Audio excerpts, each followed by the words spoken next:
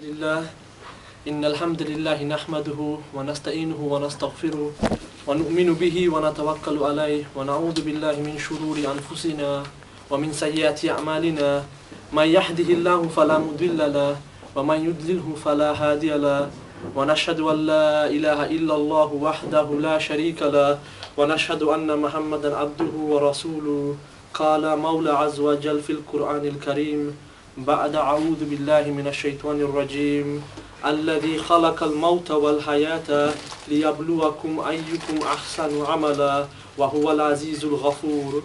وقال رسول الله صلى الله عليه وسلم الكيس من دان نفسه وعمل لما بعد الموت والعاجز من أتبع نفسه هواها وتمنى على الله. Assalamu alaikum, brothers and sisters. Brothers only. Assalamu alaikum, brothers. Like we just watched the video, I think it was a nice introduction in terms of the topic that we're going to discuss today.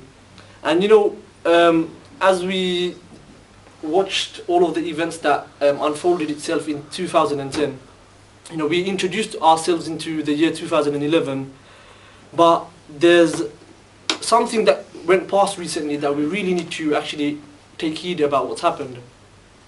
And obviously, us being, you know, you brothers being in King's Cross in central London, you'll realise that, you know, the festive season has approached. Yeah, Christmas just went past, and New Year's went past, and we introduced into 2011. But one of the main things is that we need to realise is that us living in a capitalist society, yeah, that today, the New Year, as it went past, and the festive season, the sales and shopping has dominated the Christmas period. Yeah, the sales and the shoppings and all of these things has dominated the Western celebrations. Yeah, and you know, I was running a bit late. Yeah, and I apologize for that. Yeah, but can anyone take a guess why I was running a bit late? You left late. Tube delays. Any sensible suggestions? Traffic. Basically, on my way, brothers, yeah, I was really surprised to see something, man. So I had to take a couple of minutes out here just to actually contemplate on what actually happened to this society, yeah. As I was coming in, I saw a Nike hoodie wearing a person, yeah. I saw a Pepsi can drinking the person, yeah. I saw McD's chicken sandwich, yeah, eating a person, yeah. I saw a house living in the person, yeah. Now you might be like, what the heck is this guy on about, yeah? Let me explain myself what I mean, yeah. We're living in a society, yeah, where when we look at the reality, and when I say look, a Nike jumper wearing a person, no, like the guy was wearing the jumper, brothers, yeah. Don't worry about that. The guy was wearing the jumper, but the jumper's actually wearing him, because when he's wearing the Nike jumper and he says just do it, he's just doing it. Do you get it, yeah? Anything he comes, any options he has in life, he's just doing it. So whenever his mates tell him, bro, have a girlfriend, he's like, I'll just do it, man. Yeah. If he's got something to steal, he's like, I'll just do it. He's bought the jumper, he's wearing it, yeah. But the brand has actually bought him. Do you get it? Yeah. This is the society that we're living in. When I talked about the Pepsi can drinking the person, yeah, he's actually drinking the can. But the issue is when he's drinking the can, he's like, live life to the max, man. I want to live life to the max. Any problems, the situation he faces, that product has bought him. He's now living life to the max. Even with the McD's example, yeah? Anything that brother does, he's like, I'm loving it, man. I'm loving it. Do you get it? Yeah, I'm loving everything, man. The thing is, he's eating the burger, but he doesn't understand the burger's eating him. Yeah? And the final, very quick example, yeah? The house living in the person. Yeah? We always associate that when we go home, it's our home, we relax, you know. If someone disturbs us, we chuck them out the house, innit? But we're living in such a climate, brothers, yeah, where if you're not maintaining your payments here, the house chucks you out the house. You get it? Says, get out, man. You get it? Yeah? The house chucks you out. So we're living in such a consumerist society, brothers, yeah, where human life in general is not given any preponderant thought. Yeah, human life isn't given any consideration. Yeah, this is the reason why the products are actually consuming the people. And this is the situation that we have created. Yeah? And we have to understand that 364 days of the year, usually, yeah, products are determining what happens to people's lives. Yeah, people's lives, we as individuals, we do not have a substantial say in what happens in our daily lives. Yeah, but a critical moment just went past. A critical moment just went past, where on New Year's Day, yeah, on New Year's Eve, what do people do? They make resolutions, isn't it? That one day in their whole life, they set some kind of aims, some kind of objectives for themselves, isn't it? And we see a lot of people do that, yeah? A lot of non-Muslims, they might say, I'm going to stop, smoking drugs, or I'm going to stop drinking alcohol, or I'm going to try get a new job. But even within some of the Muslims, we see a certain trend as well. A new year represents a new beginning, a new start, fresh things for them to do.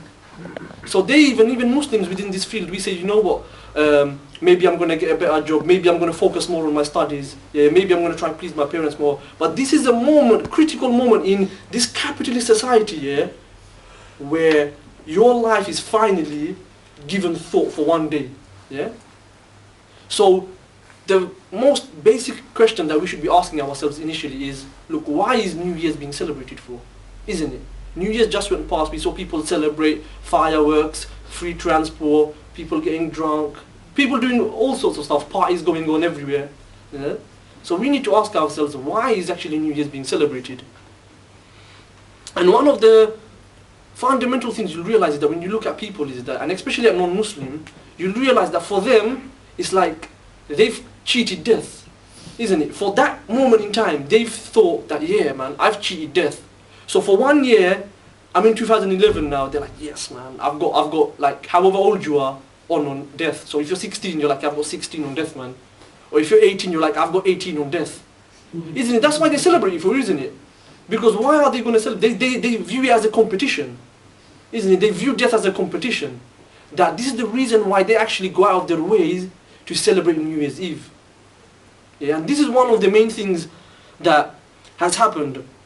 But this is actually quite a sad thing, because actually when we understand the right understanding of how a Muslim views death, we realize that it's not a two-legged race.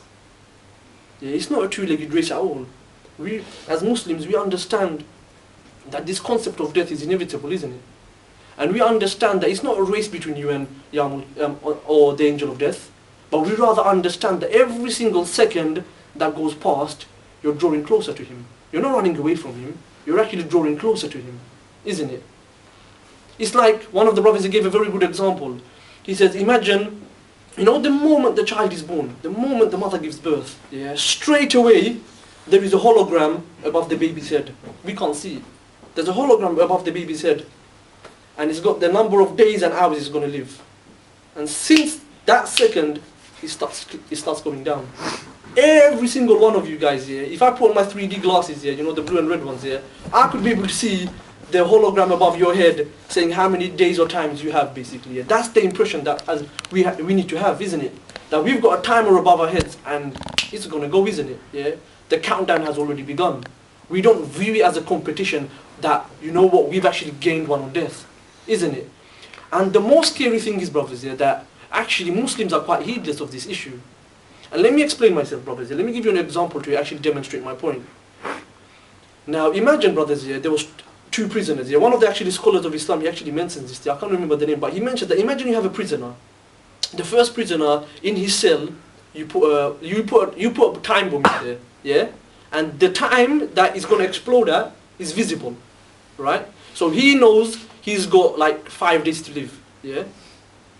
Now, this prisoner in the first scenario, he's in a prison, he's waiting around, he's like, look, I've got 5 days, man, I could relax for a bit, you get it? I could watch a Diary of a Bad Man for those guys, you watch it, yeah? Or I could do whatever other stupid stuff that you guys do, yeah? But he's got time, isn't he? He understands that, okay, I've got 5 days, kind of things to work here out, maybe on the last day, I'll bang out some tahajjud or something like that, get my deeds ready, yeah? But now imagine the second example, brothers, yeah? Same situation in a prison, but this time we put in a time bomb in there, and there's a big question mark on it. He doesn't know when it's going to explode.